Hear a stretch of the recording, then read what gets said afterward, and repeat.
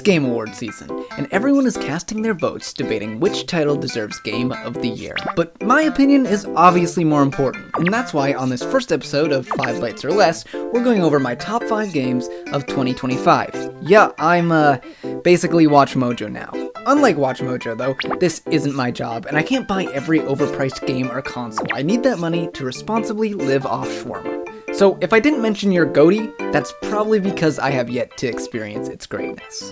Okay, let's get to it. Coming in at number 5, we have a game you probably haven't heard of called Shooty Shooty Robot Invasion. This Doom-style robot shooter is one of the most charming games I've played this year. It went criminally under the radar, and while I'll admit it's honestly crazy to put this in my top 5 when this year was full of huge-scale masterpieces, both indie and AAA, just hear me out. When I played this, I was burnt out. I hadn't posted in months and was struggling to pick up a pencil. But this game just looked like a blast to make and draw. You can really feel it and see it while playing. And that charm inspired me not only to pick back up my pencil, but switch to a more cartoony art style that I find more fun to draw. Basically, if it wasn't for this fantastic indie game inspiring me, I might not be seeing any of these videos. So for that alone, I think it deserves to be in my top 5. I would honestly put it lower, but putting it in 5th means more people will hear about it and support Bumpy Darkstar before they swipe away. And in number 4, we have Silent Hill F, the series' first new full-fledged game in 12 years. This time taking place in 1960s Japan and following a young girl named Hinako as her town becomes covered in the fog Silent Hill is famous for, but with this new floral theme in place of the rusty environments we saw in the previous games, and it is just beautiful. These beautiful visuals and creepy monster designs are used in Silent Hill-like fashion to slowly reveal why Silent Hill is haunting Hinako.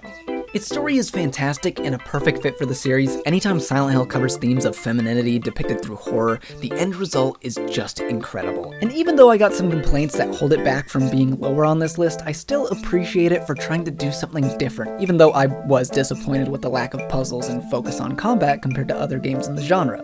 Luckily, there was another game that scratched my puzzle-solving itch. Quick honorable mention here, Blueprints. It's an indie game that basically throws you into one big escape room. You navigate these randomly generated rooms, solving puzzles and trying to get to room 46. It's very addicting, and I can't tell you how much time me and my girlfriend spent solving puzzles together. Okay, back to our main list. Coming in at number 3, we have Chronos: The New Dawn, the new sci-fi horror game from the Bloober team, the same team behind the incredible Silent Hill 2 remake that was my game of the year last year. And now they're beating out a Silent Hill game with a brand new IP. Chronos: The New Dawn is a fantastic survival horror game where you time travel, collect cats, and figure out what happened to humanity.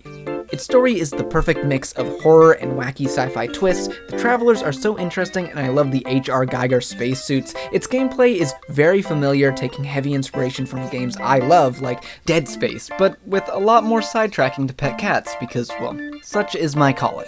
And in number 2, it's Expedition 33. What more can I say that hasn't already been said? This isn't just a game. This is a piece of art that should be placed in the Smithsonian. And if you think I'm glazing, you can kiss my derriere. This is a French painting beautifully brought to life in video game form. By far one of the most gorgeous video games I have ever played. The art direction is incredible, but it's not just the visuals. The music practically had me levitating, and reading the translated lyrics after finishing the game, oh my god, dude. But its lovable characters and heart-wrenching story are the real reason this is going to be Game of the Year. But since it's already getting all the love in the world and basically locked in for Game of the Year, I want to mix things up a little and give the number 1 slot to an equally great game.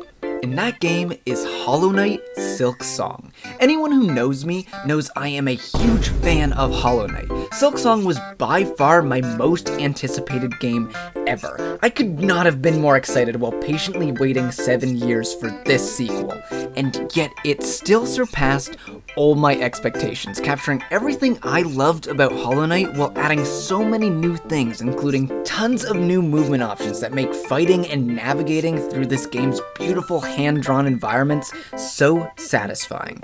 I'm a bit biased as a 2D animator, but I love its art so much, and I also love my little house in Bellheart. I have fallen asleep while listening to its music box on multiple occasions, and maybe I didn't struggle enough being the pro gamer I am, but I enjoyed its challenge, even Bilewater, and will be replaying this game just like I did Hollow Knight for many years to come. I've already started my second playthrough. These two bug games, made by just 3 people, are masterpieces, and they will forever be clumped into my favorite video games of all time.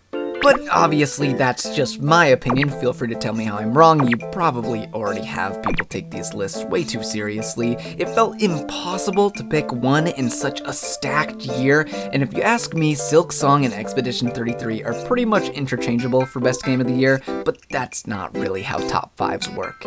And as always, thanks for a bite of your time.